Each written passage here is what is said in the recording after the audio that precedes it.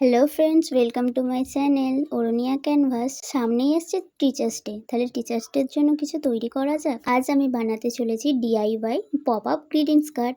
তো এটার জন্য নিয়ে নিয়েছি একটা A4 সাইজ পেজ, যেটাকে আমি 7টা ভাগে কেটে নেব 8-8 সেন্টিমিটার। এবার একটা টুকরো নিয়ে যেটাকে আমি দু ভাঁজ করে নিয়ে আর একটা ভাঁজ করে এইভাবে ফোল্ড করে নিচ্ছি।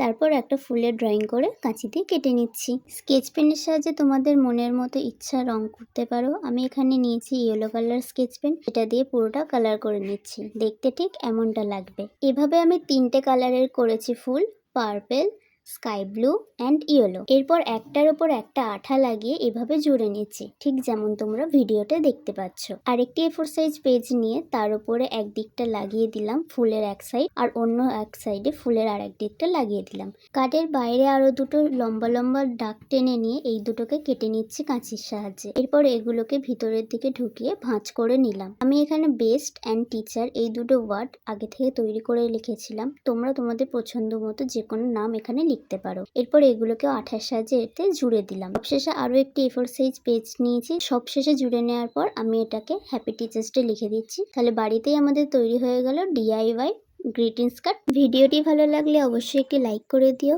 এরকম আরও ভিডিও দেখতে চ্যানেলটিকে অবশ্যই সাবস্ক্রাইব করে রেখো। আজকের জন্য এটুকুই, টাটা।